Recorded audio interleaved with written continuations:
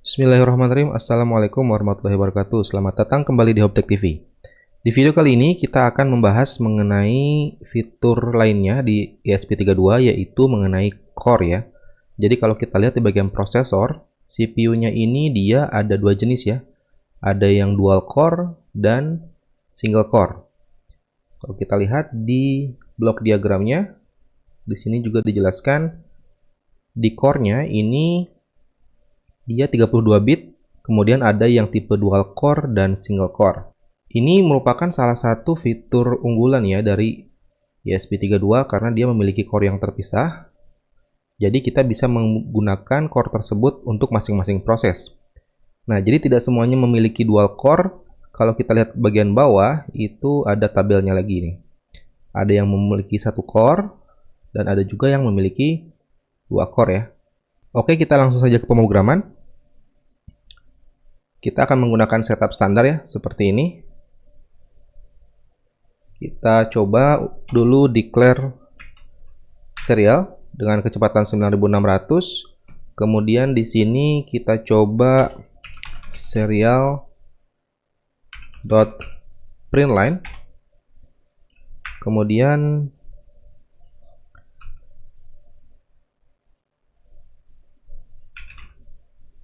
export get core ID ya.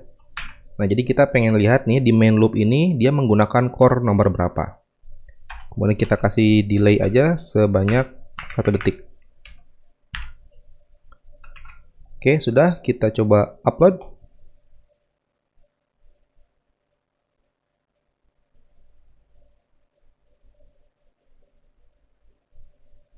Kita nyalakan terminalnya.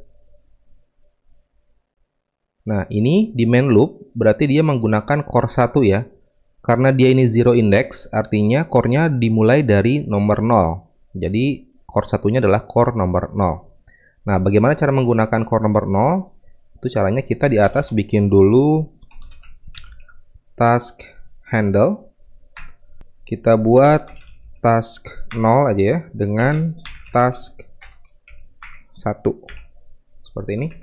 Jadi nanti kita bikin sebuah task 0 untuk core nomor 0 dan task 1 untuk core nomor 1. Nah, kemudian di bawahnya kita bikin sebuah task handler 0 misalkan ya. Seperti ini. Kita lihat task handle 0, kemudian diisikan parameternya itu pointer ke parameters. Kemudian kita akan printkan bahwa ini adalah task 0. Kemudian di sini kita bikin infinity for ya, for loop ya. Jadi kalau kita declare seperti ini artinya dia sama seperti loop di sini. Jadi dia nggak akan berhenti, dia akan selalu printkan nilainya. Lalu kita akan print task 0 at core. Nah, core-nya kita ambil di core berapa nih? Dia dijalankan. Lalu sama juga dengan task handler 0, kita bikin task handler 0. Task handler 1 kita bikin yang sama juga ya. Jadi kita printkan di awal task 1, lalu kita printkan juga task 1 ini di core berapa. Nah, setelah kita buat dua fungsinya, lalu kita declarekan di bagian setup. Nah, di bagian setup ini kita bisa bikin seperti ini. Jadi kita bikin task creation-nya, kita create task-nya pin to core. Jadi di sini ada beberapa parameter yang harus diisikan. Yang pertama task function-nya, kita menggunakan function yang mana ya, yang kita tadi declare di atas. Kemudian name-nya, kita bisa berikan namanya, task-nya apa, misalkan untuk menghidupkan LED, untuk membaca sensor, atau yang lainnya. Kita beri nama task 0 yang ini ya. Lalu start date-nya itu menentukan seberapa besar program kita nanti. Jadi di fungsi tersebut ada seberapa kompleks di pemrogramannya. Biasanya lebih besar ya kita lebih aman lah untuk menjalankannya, tapi jangan terlalu besar juga karena akan memakan memori ya. Kemudian parametersnya null. Nah, kemudian priority ya. Untuk priority ini dia dibikin di 1. Jadi dari mulai 0, 1 sampai berapa gitu. Jadi semakin besar priority-nya maka dia akan lebih diprioritaskan untuk dijalankan ya. Apabila misalkan ada terjadi crash atau semacamnya, task ini akan menjadi salah satu prioritas yang akan selalu dijalankan. Kemudian task handle T-nya yang sudah kita buat tadi, kita namakan task 0 ya, yang di atas ini. Lalu di bagian core-nya, nah kita akan coba menggunakan core 0 atau core yang kedua ya. Kalau misalkan kita lihat di sini, defaultnya loop ini kan dijalankan di core 1 ya, sementara kita akan buat untuk di task 0-nya.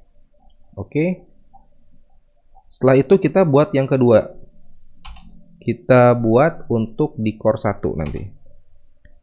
Kita lihat X task create pin to core, task handler 1, kemudian namanya kita berikan nama task 1, stacknya sama 10.000, 0, kemudian priority-nya kita samakan ya, jadi antara task yang 0 dan task 1 ini priority-nya sama.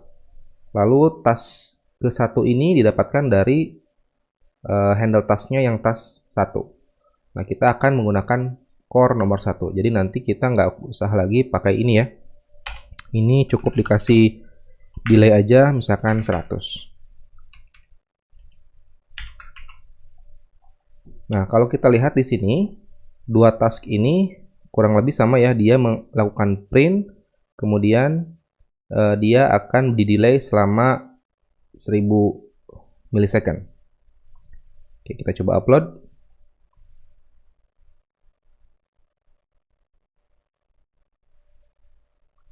Nah, kita lihat ya. Task 1 di core 1, task 0 di core 0 ya. Ini kalau kita lihat di sini hampir bersamaan ya ngeprintnya, padahal dia di dalam dua loop yang berbeda. Ya, artinya bahwa dua core ini sedang berfungsi secara bersamaan.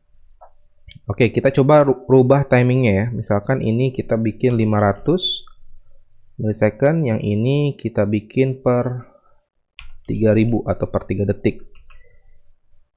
Ini kita coba printkan lagi agak panjang biar kelihatan. Seperti itu ya.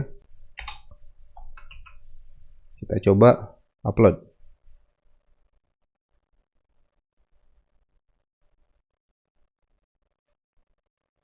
Nah, lihat ya. Yang ini selalu print per 500 milisecond, kemudian per 3 detik dia akan print. Nah, selain itu, jadi kedua task ini bisa juga mengakses variabel yang sama ya. Misalkan kita di sini bikin sebuah variabel integer counter sama dengan 0. Lalu di bagian sini misalkan kita akan printkan ya.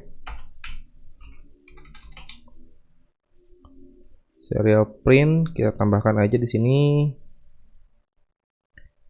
core 1 task 1 counter ya. Gini aja. Task 1 counter, lalu kita isikan di sini adalah dari counter.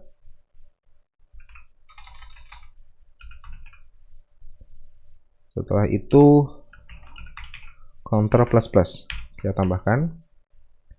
Oops, sorry, ini harusnya counter. Jadi dia akan menambahkan terus counternya ya. Nanti di sini akan kita printkan ya. Yang ini kita nggak usah ini.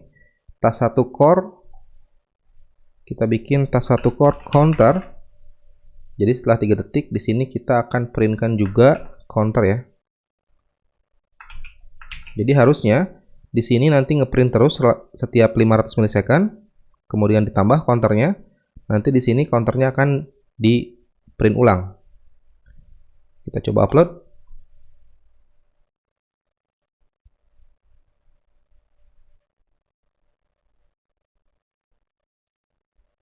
Oke, 1 2 3 4 5 6. Nah, ini 7 ya. Oke, kita stop dulu terminalnya. Nah, kalau kita lihat, jadi ini dia task 1 atau di core 0 ya, di core 0. Dia mulai menghitung 1 2 3 4 5 6, kemudian setelah 3 detik dia langsung ngeprint nilai counternya ya. Jadi global variabelnya bisa diakses dari semua core. Seperti itu.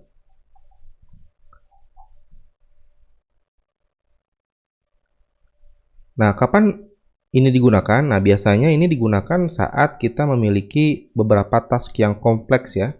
Misalkan ESP32 ini dia digunakan untuk IoT, kemudian satu core-nya khusus untuk HMI display, satu core-nya digunakan lagi untuk pembacaan sensor misalkan.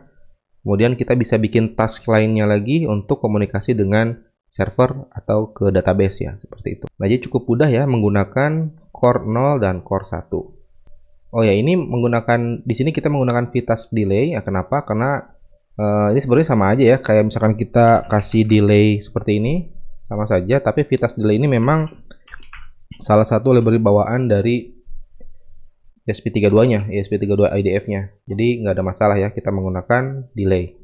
Kita coba. Kita cek lagi terminalnya. Nah, sama aja ya. Nah, selain itu, task-task ini juga bisa diakses. Jadi, antara task 0 dan task 1 ini bisa sama-sama mengakses ya. Jadi, bisa sama mengontrol. Contohnya misalkan di sini. If counternya itu lebih dari 20 misalkan, kita di sini akan stop task 0 dengan cara task suspend. Kita coba upload. Jadi nanti setelah lewat dari 20 harusnya task 0 yang ngeprint cepat ini yang atas dia langsung disuspend ya.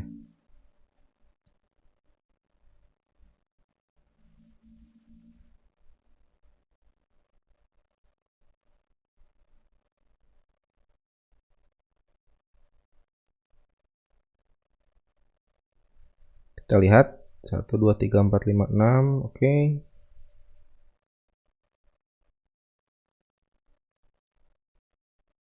Kita lihat belum masuk ke loopnya. Nah, di stop kan saat dia udah ngeprint yang ini, di stop setiap 3 detik. Tuh lihat counternya lebih dari 20. Nah, nanti kalau misalkan kita mau nyalain lagi, misalkan di sini kita kasih delay 5 detik deh. Jadi dia nanti ngedelay 5 detik.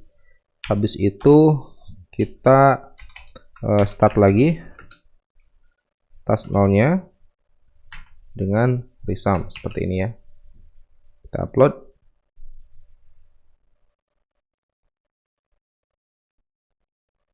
Jadi saat masuk pengkondisian sini dia akan stop selama 5 detik lalu resume. Kita lihat lagi.